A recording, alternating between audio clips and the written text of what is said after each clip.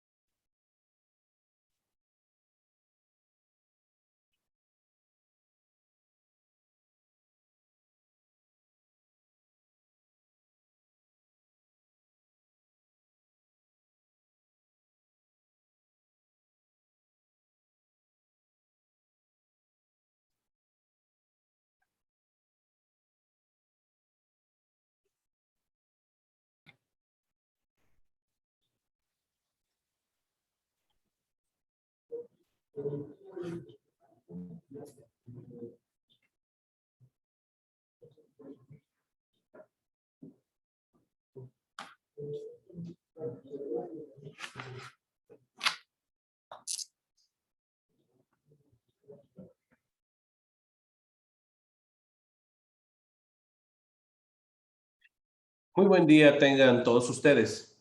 A nombre del Instituto de Ciencias y Estudios Superiores de Tamaulipas, AC, de nuestro rector emérito y fundador, licenciado Carlos Dorantes del Rosal, máster en Educación, de nuestra rectora, la licenciada Sandra Ávila Ramírez, máster en Educación, y de toda la comunidad académica y estudiantil, les damos la más cordial bienvenida a las 11ª Jornadas Médicas de Investigación en Pregrado. Sean todos ustedes bienvenidos. A continuación, me permito presentar a los invitados de honor que nos distinguen con su presencia. La licenciada Sandra Leticia Ávila Ramírez, máster en Educación, rectora del Instituto de Ciencias y Estudios Superiores de Tamaulipas, AC. Muy buen día tengan todos ustedes. La licenciada María del Socorro Moreno González, máster en Comunicación Administrativa, directora general de Desarrollo Académico.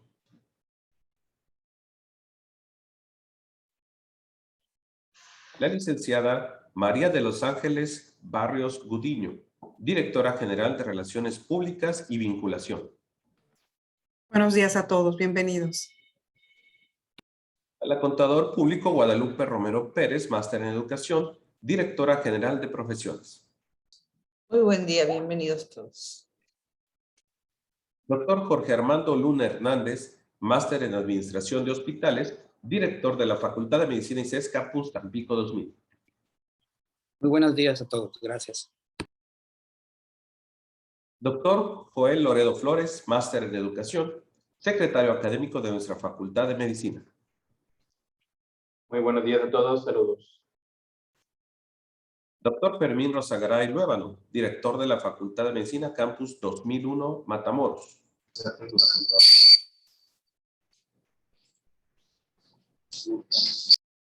Doctor Daniel Ábalos Armenta, secretario académico de la Facultad de Medicina ICES Campus 2001, Matamoros.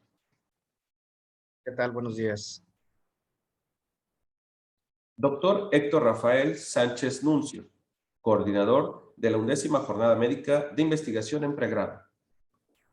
Buenos días, bienvenidos todos a este evento.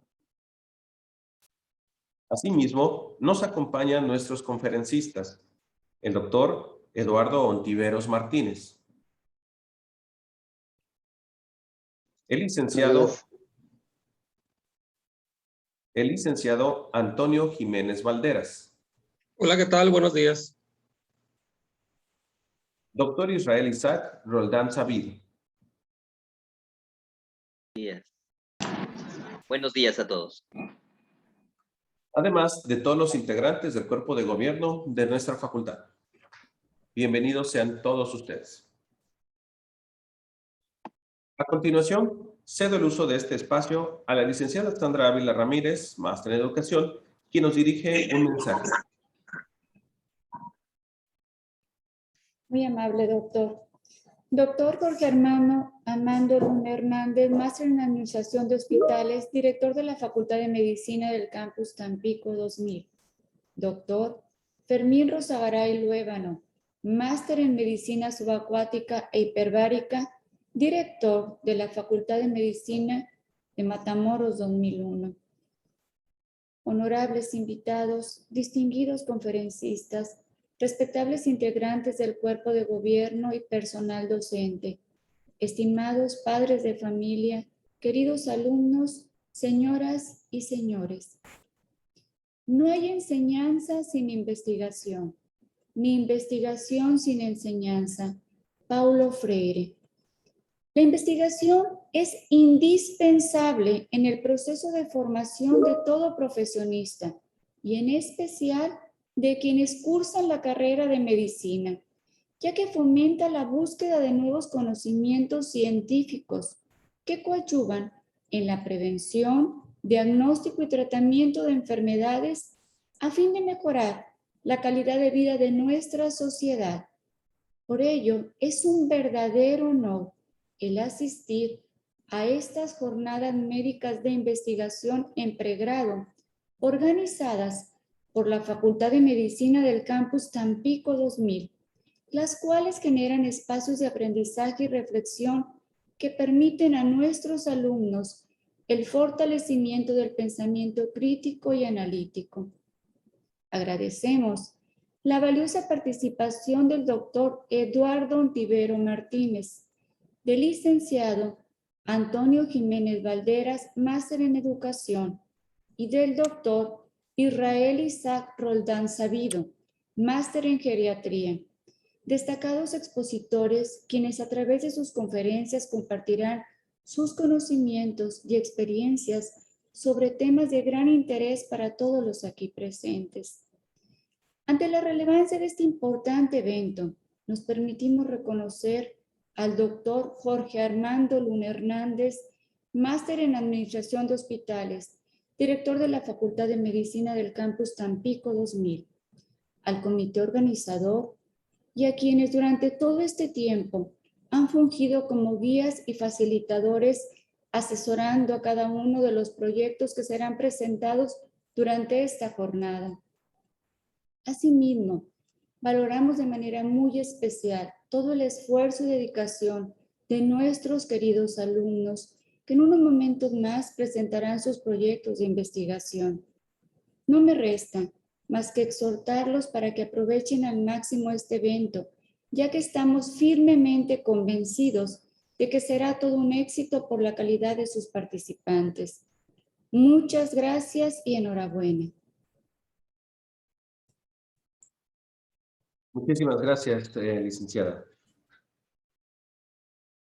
Y bueno, para dar inicio a estas 11º jornadas, vamos a dar el espacio al doctor Eduardo Ontiveros Martínez. El doctor Eduardo Ontiveros Martínez es especialista en endocrinología, egresado del IMSS, Centro Médico Nacional de Occidente. Es presidente del capítulo Tamaulipas de la Sociedad Mexicana de Nutrición y Endocrinología y es presidente del Comité de Bioética del IMSS, número 6, Ciudad Madero, Tamaulipas. Agradecemos su presencia, doctor. Muchas gracias, buenos días. Ya me permiten compartir, perfecto. Ahí creo que ya se está observando mi pantalla, ¿verdad? Sí, doctor, adelante, estamos observando su presentación. Muy bien. Pues primeramente, muchas gracias al comité organizador por la invitación a participar en estas jornadas de investigación. Soy el doctor Eduardo Ontiveros Martínez, endocrinólogo, y pues partiendo de que seguimos en una situación todavía muy importante alrededor de todo esto del COVID-19, pues diversas áreas de especialidad se ven afectadas y el área de endocrinología no es la excepción. Específicamente, decidí este tema, o platicábamos sobre esta temática, por el uso incorrecto que se ha estado llevando en algunas personas o en algunas situaciones con los glucocorticoides. Y esto nos va a llevar a dos problemas que se están volviendo frecuentes por este uso hasta cierto punto inadecuado, generándonos algo que se llama el síndrome de Cushing y otra complicación incluso más severa, que es la insuficiencia suprarrenal secundaria. Por eso el tema como tal. Y sin más preámbulos, pues iniciaré la presentación. El síndrome de Cushing es un conjunto de manifestaciones clínicas generadas por el exceso de glucocorticoides. Y este exceso puede ser ya sea por una producción excesiva de manera endógena por parte del mismo organismo o por el consumo exógeno de los mismos. Remarco el consumo exógeno, que es la principal causa de síndrome de Cushing. Y tenemos una contraparte, por decirlo de alguna manera, que es la insuficiencia suprarrenal secundaria. La insuficiencia suprarrenal secundaria se define como la deficiencia en la producción de cortisol por la falta de producción de ACTH a nivel hipofisiario. Por definición son enfermedades diferentes. El síndrome de Cushing es un exceso de cortisol, mientras que la insuficiencia suprarrenal es una deficiencia de cortisol, pero como vamos a ver, van muy relacionadas sobre todo en el consumo exógeno de glucocorticoides. Entonces, remarco, el síndrome de Cushing, su causa más frecuente es el consumo exógeno por periodos prolongados. Esto puede ser ya sea por un consumo advertido o por un consumo inadvertido. Tenemos muchas enfermedades crónicas que requieren el tratamiento con este tipo de medicamentos para su control. Enfermedades hematológicas, enfermedades reumatológicas, enfermedades inmunológicas, lupus, artritis reumatoide, púrpuras trombocitopénicas, etcétera, donde el paciente se ve obligado a tener que recibir este tipo de tratamientos. Y muchos de estos pacientes requieren dosis bastante elevadas para mantener controlado su problema. Y también en pacientes, por ejemplo, post-trasplantados, se utilizan este tipo de medicamentos con la finalidad de mantener inhibido parte del sistema inmunológico.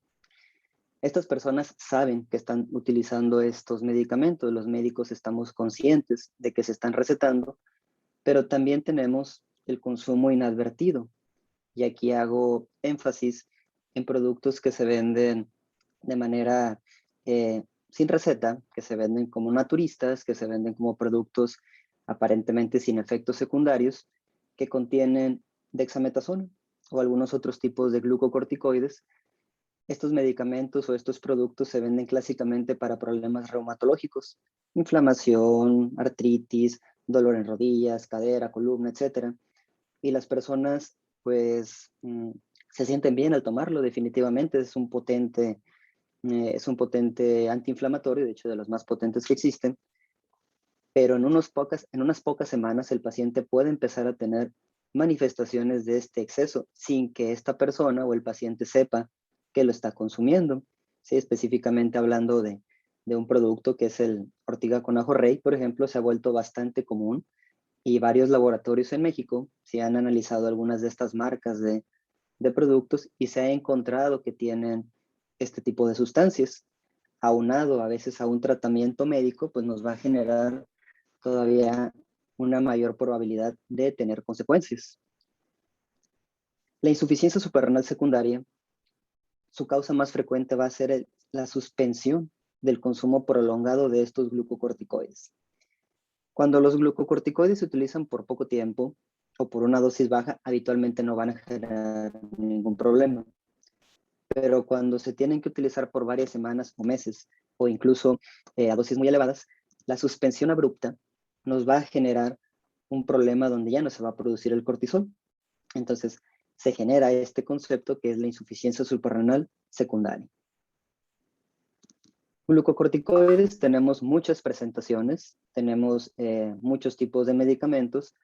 Aquí remarco la dexametasona, ya que es el que está utilizado o es el que está recomendado para pacientes con COVID. Pero tenemos la prednisona, prednisolona, metilprednisolona, hidrocortisona, betametasona, deflazacort, triamcinolona. Y en cualquiera de sus presentaciones nos puede generar el problema de síndrome de Cushing, ya sea inhalada, tópica, vía oral, intramuscular, intravenosa, cualquier tipo de presentación por uso prolongado nos podrá generar consecuencias.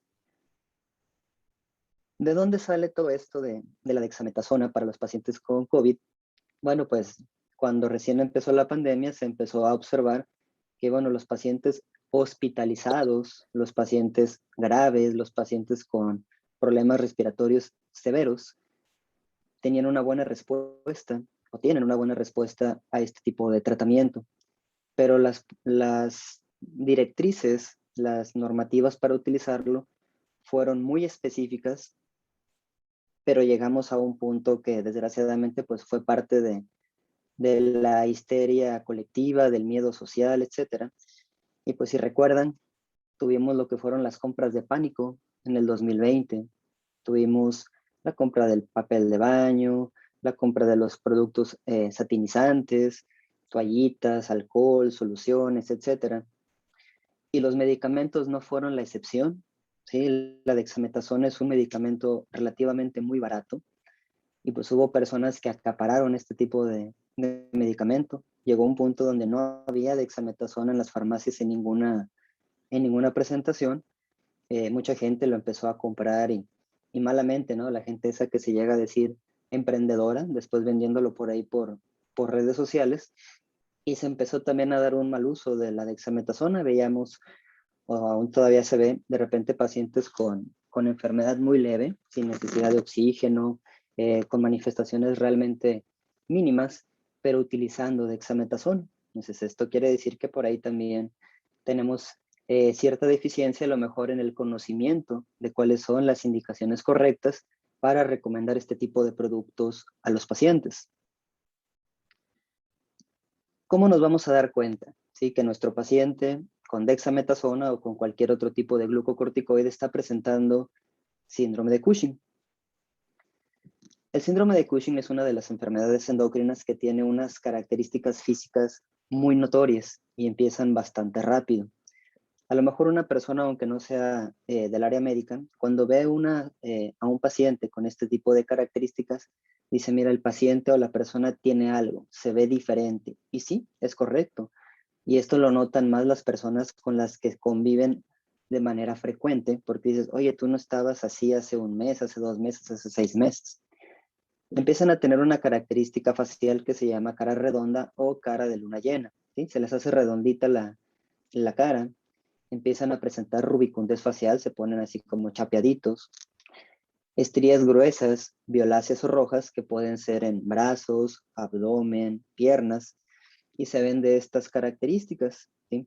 No son las estrías blancas habituales por estar subiendo o bajando de peso, ¿sí? Se ponen incluso como de un color como si fueran de moretón. En el caso de las mujeres, puede haber un aumento del vello facial, lo que se conoce como hirsutismo. En esta imagen podemos ver claramente el hirsutismo. Sí, puede salir en el área del bigote, de la barba, puede ser toda la cara. Hay una alopecia, hay una pérdida de cabello de tipo androgénica. Las mujeres empiezan a tener como si fueran las entradas de la pérdida masculina de cabello. Y vean nuevamente la redondez de la cara y la coloración rojiza que presentan estos pacientes. Las estrías en el abdomen o en cualquier parte del cuerpo suelen llegar a ser muy evidentes, gruesas, violáceas, la presencia de moretones por golpes o manipulaciones muy leves. En este caso, bueno, es un paciente que había sido intervenido quirúrgicamente, puede haber también retraso en la cicatrización de heridas. Y si lo vemos con otra imagen, otra característica, esta suele tardar ya meses en aparecer, no suele aparecer o verse de manera tan pronta, pero es la jiba o la joroba de búfalo. Sí, esta es una acumulación de grasa en esta parte del cuello, en esta parte de la espalda, y es algo casi patognomónico de las personas con síndrome de Cushing. Estos pacientes suelen ganar peso de manera rápida. Sí, a veces se pueden aventar 5, 10, 15, 20 kilos en 2 o 3 meses, incluso hasta en menos, a pesar de que sus hábitos de alimentación o de ejercicio no sean malos o sean regulares. La característica de la obesidad en el síndrome de Cushing es una obesidad abdominal. Vean cómo se ve diferente a un paciente con obesidad habitual. Empiezan a adelgazarse las extremidades. Sí, se ven con las piernas y los brazos delgaditos y con el abdomen prominente. Es algo característico de la obesidad por el síndrome de Cushing. La imagen de los moretones, esto a veces puede aparecer simplemente con alguna presión, alguien los agarró, se golpearon en una escalera, andaban cargando algo pesado, estaban cargando una mochila incluso, una bolsa pesada, lo que sea, generan moretones o equimosis por fragilidad. Tiene muchas otras manifestaciones el síndrome de Cushing. Hipertensión e hiperglucemia son de las cuestiones metabólicas más frecuentes. De hecho, la mayor parte de las personas con problemas de diabetes y que entraron a problemas de COVID y recibieron dexametasona son pacientes que se recomienda utilizar insulina, al menos durante el tiempo del tratamiento con la dexametasona, ya que se observa que el control de glucosa con medicamentos suele ser complicado. Muchos de estos pacientes regresan a su tratamiento habitual posterior al uso de la dexametasona, pero sí es una recomendación como en la mayoría de los pacientes hospitalizados. Son pacientes que se hinchan, retienen líquidos, puede haber alteraciones menstruales, disfunción eréctil, dislipidemia, insomnio, alteraciones del estado de ánimo y fragilidad capilar. Entonces, como vemos, la gama de signos y síntomas que se pueden presentar es bastante variada. ¿En cuánto tiempo aparecen? Vean cómo hay algunas manifestaciones que aparecen en horas, ni siquiera hay que esperar días o semanas para que se presenten. El insomnio es frecuente y es de los primeros síntomas. Alteraciones del estado de ánimo, irritabilidad, mal humor, somnolencia, labilidad emocional, y suele haber aumento del apetito. Es algo característico de la elevación de cortisol. Y para presentar ya las facies o la apariencia cushinoide, pueden presentarse semanas o meses a lo mismo que la osteoporosis. La osteoporosis es una de las complicaciones a largo plazo del exceso de cortisol en el cuerpo, generando un aumento importante en el riesgo de fracturas. Todas las presentaciones de glucocorticoides, y esto creo que debe de quedar bien claro, pueden generar síndrome de Cushing.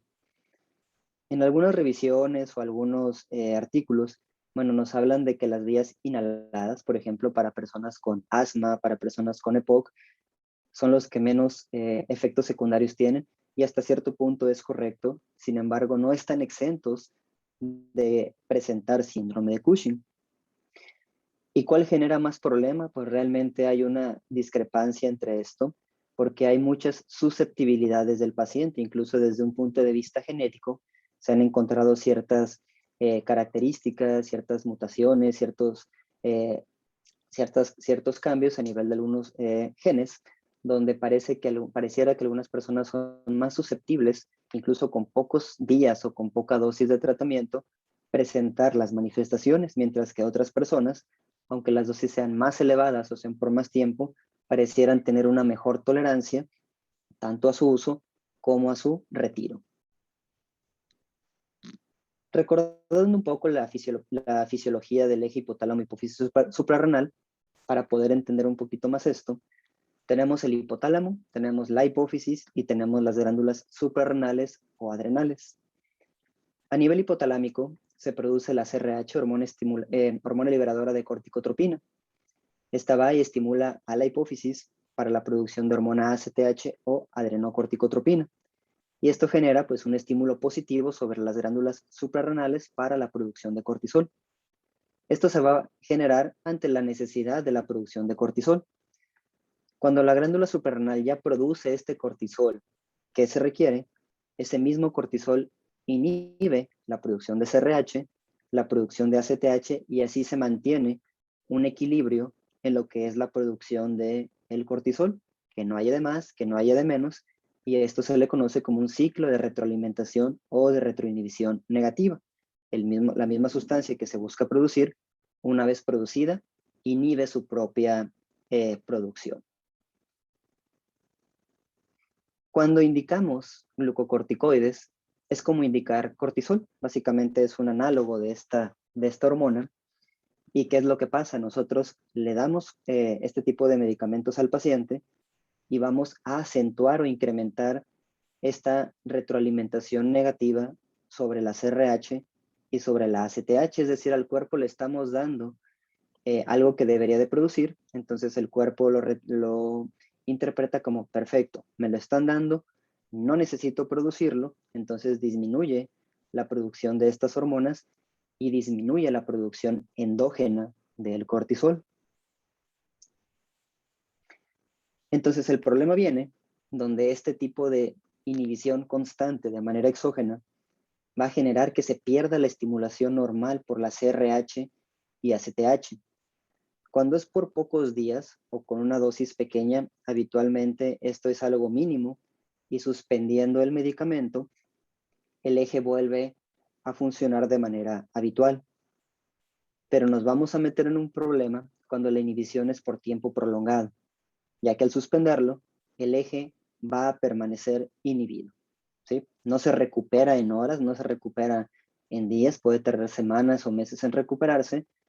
Por lo tanto, no hay una recuperación ni de CRH ni de ACTH y vamos a tener lo contrario ahora, vamos a tener hipocortisolismo.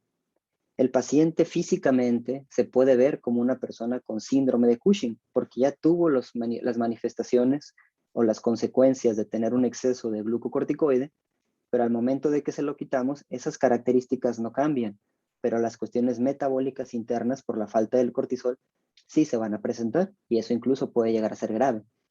A esto se le llama insuficiencia suprarrenal secundaria.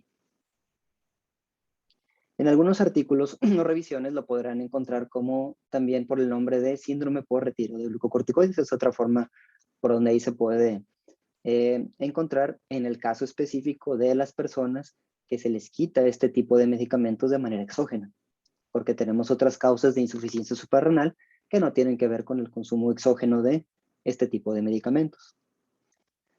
Tenemos entonces al paciente que presentó obesidad, equimosis, estrías, ganancia de peso, etc. ¿Qué nos va a pasar ahora con la insuficiencia suprarrenal secundaria? Los pacientes en general tienen un malestar general, nos refieren fatiga y debilidad. Cuando hablo con los alumnos en clase siempre les digo que la fatiga es un síntoma muy inespecífico. Prácticamente todo tipo de problema de salud nos puede dar fatiga, incluso el no dormir bien, no haber comido, estar de mal humor, no sé, N número de cosas que a veces ni siquiera es enfermedad, pero la fatiga y la debilidad de una insuficiencia suprarrenal suele ser algo muy importante, ¿sí? Suele ser una fatiga muy fuera de lo habitual, que incluso llega a generar incapacidad para las personas para hacer sus actividades diarias. Los pacientes presentan anorexia, vean cómo el exceso de cortisol incrementaba el apetito, la deficiencia lo disminuye. Puede haber náusea, vómito, dolor abdominal. Hipoglucemia e hipotensión son de las dos cosas más problemáticas y estos pueden llegar a ser parte de lo que es una crisis suprarrenal, una condición que puede poner en peligro la vida de la persona, ¿sí? Que una vez que se detecta el problema es relativamente sencillo de manejar, pero si no tenemos el antecedente del consumo de los medicamentos, no sabemos que el paciente tiene ciertas enfermedades, el paciente llega pues sin ningún dato al servicio de urgencias, se van a tener que pensar muchas otras cosas mucho más comunes que una crisis suprarrenal. Entonces sí puede poner en peligro la vida esta suspensión abrupta de los glucocorticoides. Menos graves, pero no menos importantes, las alteraciones menstruales y la disminución del deseo sexual, que bueno, también son parte del síndrome de Cushing. Y estos síntomas suelen iniciar incluso desde los primeros días posteriores a la suspensión del medicamento.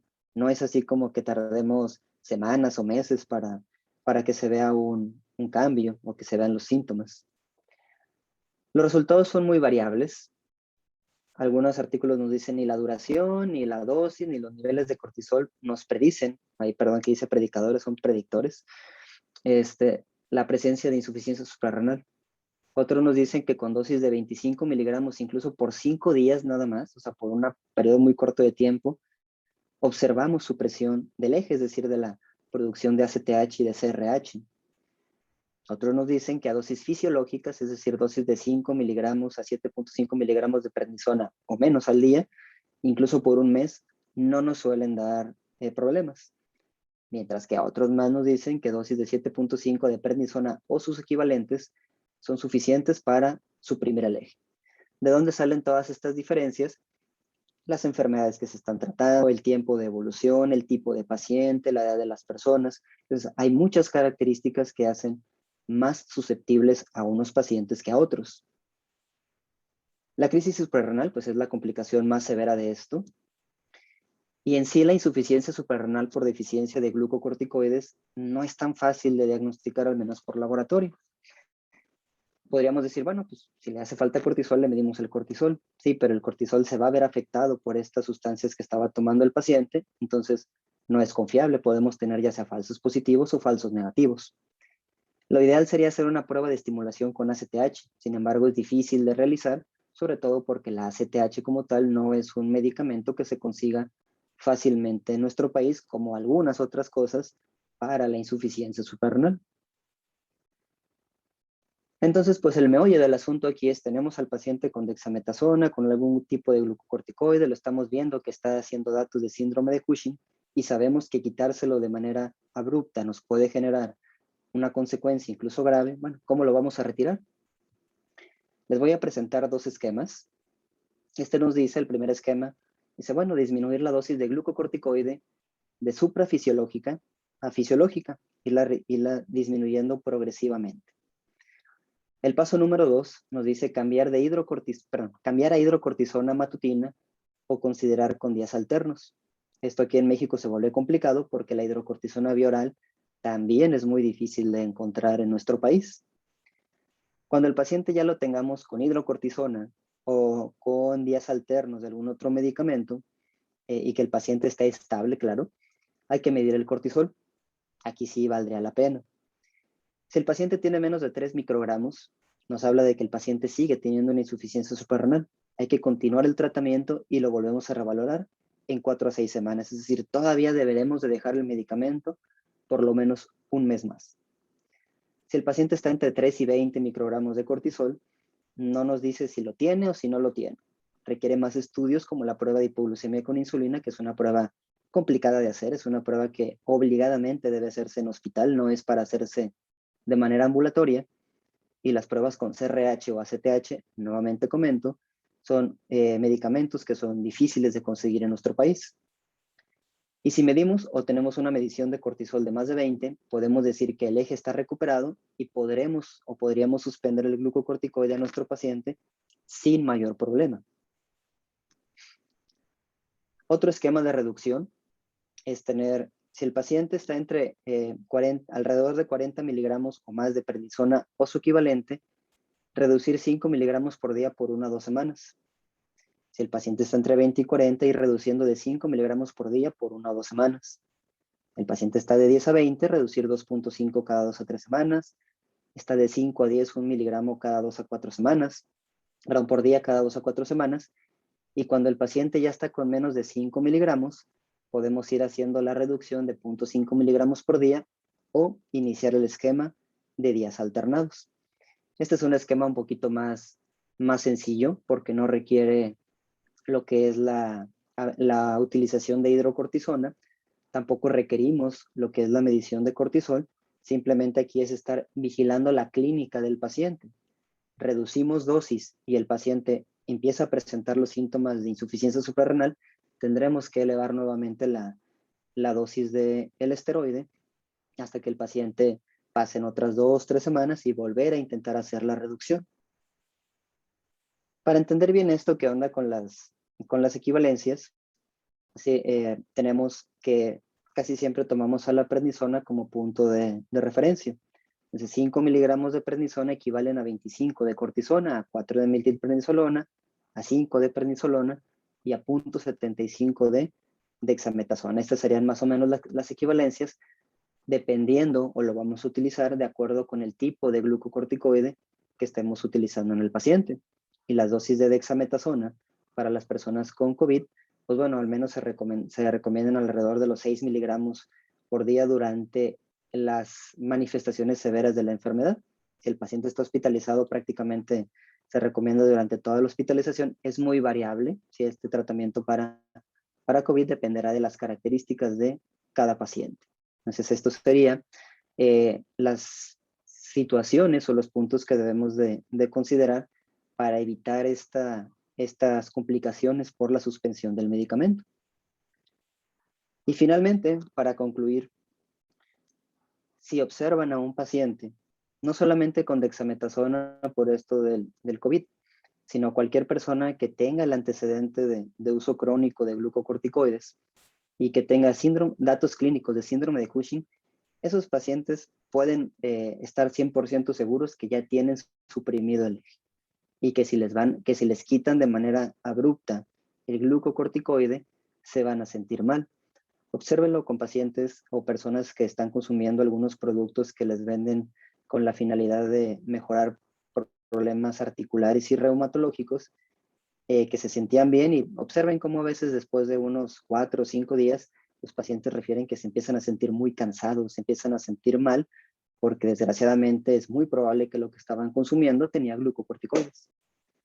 Cada persona o cada paciente responde diferente, como lo veíamos en las diapositivas de, 7.5, 5, un mes, hay mucha variación. Y bueno, considerar la dexametasona en los pacientes quienes cumplan las indicaciones de su uso. ¿Sí? Por ahí llegamos a observar pacientes pues, que realmente no lo necesitan, y eso nos va a llevar a ciertos problemas. Esto sería todo por mi parte. Gracias por su atención y nuevamente expreso la invitación y el agradecimiento al ICES y al comité organizador para participar en estas jornadas. Muchísimas gracias al doctor Eduardo Ontiveros Martínez por su excelente conferencia. Gracias a todos los asistentes. Ahorita vamos a dar un pequeño break de 5 minutos. El doctor Loredo Flores, nuestro secretario académico, envió un mensaje al chat para la conexión a Zoom en otra dirección. Tomamos entonces 5 minutos de break.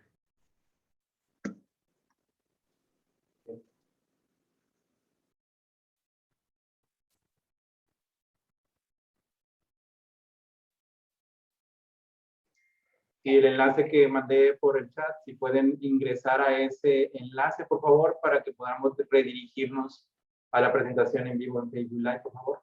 Y cerramos esta sesión para que podamos hablar. Gracias.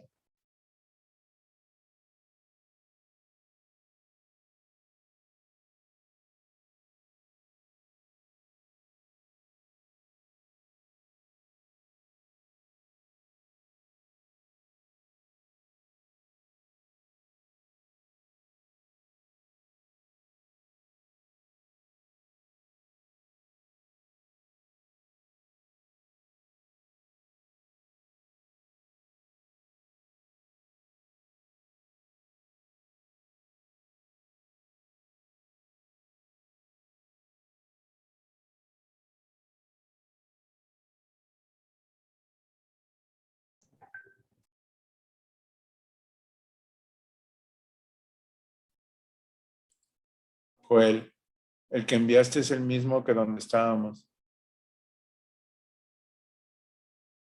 Joel. Sí, voy, doctor, permítame.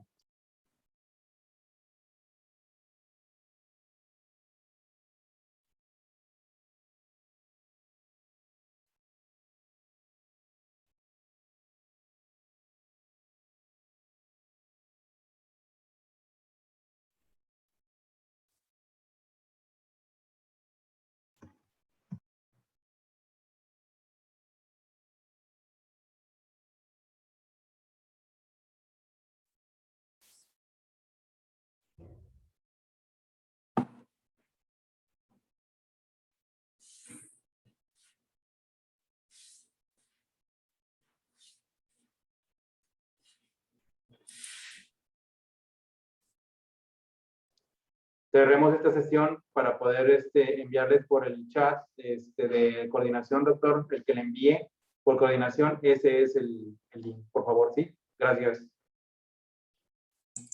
Ok.